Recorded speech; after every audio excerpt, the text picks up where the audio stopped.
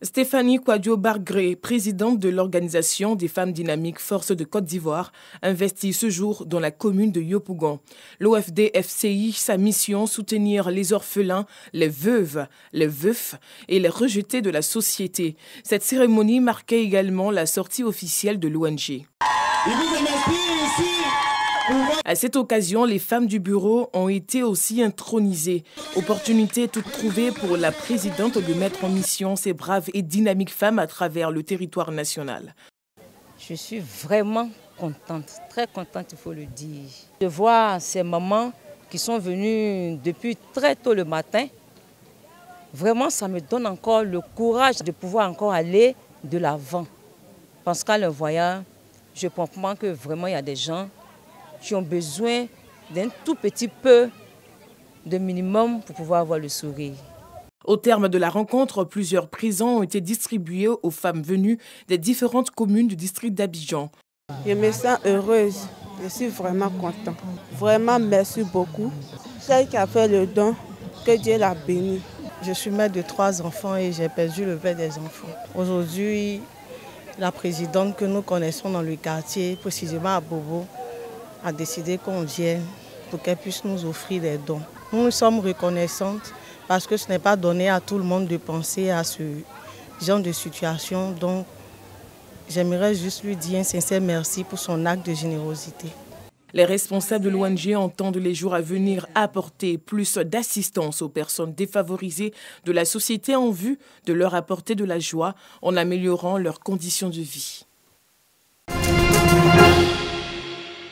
Après avoir initié la construction d'une maternité au centre communautaire de Marcory à Lyodan, avec l'aide de l'Organisation mondiale des experts OMEX, des épouses d'ambassadeurs africains en Côte d'Ivoire veulent contribuer au développement du pays. Elles ont échangé avec le représentant résident de l'Organisation mondiale des experts, Sangaré Sidiki Boubacar, sur l'appui que pourrait leur apporter cette organisation dans la réalisation de divers projets. Il s'agit notamment de la construction ou la rénovation de maternités, d'écoles et d'autres infrastructures socio-économiques. C'est M. Boubacar Sidiki Sangaré qui nous a aidés à tout ce qui concerne l'équipement de ces centres-là et puis même la cérémonie. Le mouvement a fait beaucoup de choses dans le social. Les populations les plus démunies de la Côte d'Ivoire. On les aide à trouver les centres de santé et puis ensuite les points d'eau, les ambulances. Elles sont venues en tant que parrain du groupe des époux des chefs de mission diplomatique africains en Côte d'Ivoire, réitérer leur volonté de pouvoir les accompagner. Je suis prêt à les accompagner davantage, mais cette fois-ci avec le mouvement que nous avons créé à Bamako. Au terme de cette rencontre, ces épouses d'ambassadeurs africains accrédités en Côte d'Ivoire ont salué l'initiative de la création au Mali d'un mouvement par le représentant résident de l'OMEX, Sangaré Sidiki Boubacar, un mouvement dénommé BSS et qui œuvre pour le bien-être des populations.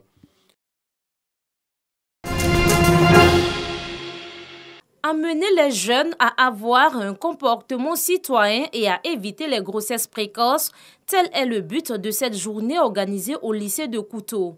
Pour les initiateurs, cette journée permettra à la jeune génération de prendre conscience du danger qui la guette, car la violence et les grossesses précoces constituent un frein aux études. J'exhorte mes amis à travailler pour qu'ils puissent aussi réussir. Le seul message que je voudrais transmettre à mes camarades, c'est de leur dire que seul le travail paye. Nous filles, nos études représentent notre premier mari. Pour le proviseur du lycée de Kouto et le représentant du parrain, ces jeunes qui représentent l'élite de demain doivent être formés et encadrés. L'objectif de tout encadrement, c'est d'offrir le meilleur aux enfants. Ces enfants qui sont aujourd'hui présents vont à l'école dans le but de préparer un avenir. Et donc, on a estimé que M. Yamsa Koulibaly était l'homme idéal. À mes frères élèves, hommes, de bannir la violence en milieu scolaire, voilà, d'être focus sur leur étude, et aux jeunes filles de ne pas se presser. Vous voyez, leur premier mari, c'est leur étude. Aujourd'hui, le gouvernement met tout en place pour l'autonomisation de la femme. Donc, prenez vos études de sérieux. Plusieurs autres tournées de sensibilisation seront entreprises dans la région de la Bagoué pour sensibiliser les parents et la jeunesse aux dangers liés aux grossesses précoces. On se croirait à un regroupement militaire. Il s'agit plutôt d'un tournoi de football réunissant les forces armées de Côte d'Ivoire, la gendarmerie nationale, la police nationale et la radiodiffusion télévision ivoirienne, dont la mutuelle est à l'origine de cette initiative. On va aller un peu plus loin dans l'organisation, éventuellement pour inviter les autres corps qui vont être avec nous pour qu'ensemble nous puissions égayer un peu les agents de la RTI et les militaires en général. Vous savez que notre métier, nos différents métiers sont tellement stressants. Si de temps en temps nous nous retrouvons comme ça avec la bénédiction de notre directeur général Fosseni Dambélé, je pense qu'on va contribuer à mettre les agents de la RTI et également les militaires à l'aise dans l'exercice de leurs fonctions. La première rencontre des phases finales oppose la RTI en vert et blanc aux forces armées de Côte d'Ivoire. La RTI est galvanisée sur ses installations en inscrivant dès le début du match un but. Une joie qui sera de courte durée. Voyant ces éléments subir la rigueur des hommes de la Maison Bleue, le général Demali Justin enfile les maillots et vient à la rescousse de ces hommes. Il parvient à trouver l'égalisation au terme du temps réglementaire. Un but salvateur qui permet aux militaires de poursuivre leur aventure après une séance de tir au but bien réussie. La deuxième opposition de ces éliminatoires a opposé l'équipe de la gendarmerie à celle de la police nationale. La gendarmerie va trouver la faille en battant le portier de la police, 1-0. Au terme de ces éliminatoires, la petite finale se solde par la victoire des policiers qui occupent la 3e place du classement. Une finale 100% frais d'armes. Le choc entre militaires et gendarmes se solde par la victoire des hommes du général Apollo Touré grâce à l'épreuve des tirs au but. Rendez-vous est donc pris l'année prochaine pour la 2e édition de ce tournoi qui va voir la participation de tous les corps de l'armée nationale ivoirienne.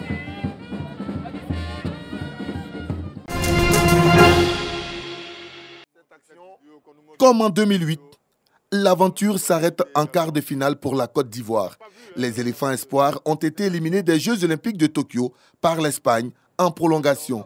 Pourtant, tout commence bien pour les coéquipiers de Max-Alain Gradel qui ouvrent le score après seulement 10 minutes de jeu grâce à Eric Bailly.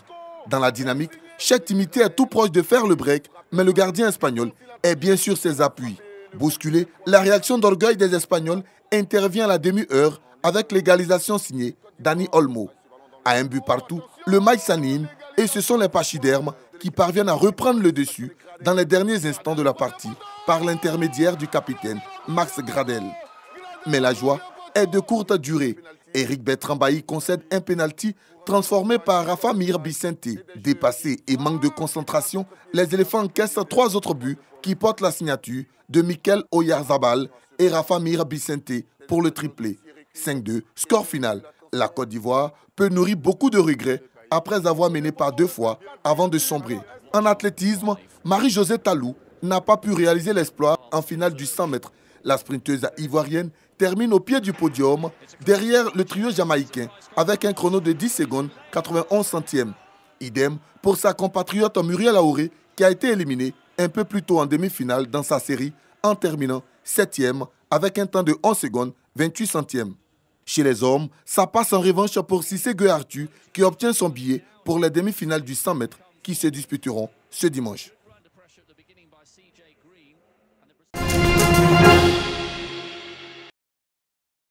La Martinique frappée de plein fouet par la 4e vague de l'épidémie. L'île sera reconfinée dès le 31 juillet avec un couvre-feu avancé à 19 h. Les autorités sont obligées de prendre des mesures drastiques. Et moi, c'est dommage mais d'en arriver là, mais c'est de notre faute. On nous demandait d'être vaccinés pour venir déjà sur l'île. Et là, maintenant, de nouveau, nous sommes confinés à un rayon de 10 km.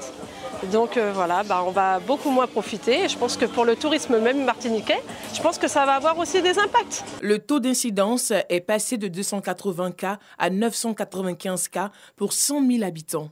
À peine 15% des Martiniquais sont totalement vaccinés. Le nouveau confinement, c'est une prise de tête pour moi. Je pense que c'est même exagéré. 3000 cas asymptomatiques, c'est ça? C'est pas 3000 décès ni 3000 gens malades couchés à l'hôpital. Peut-être qu'ils en font pour prévenir, mais bon, là, depuis une année, plus d'une année, c'en est trop, quoi. On en a marre. Il est temps que ça en finisse. Prenons-le comme ça vient, parce que c'est pas la peine de s'énerver, ça sert à rien. Il faut suivre les consignes et puis c'est tout.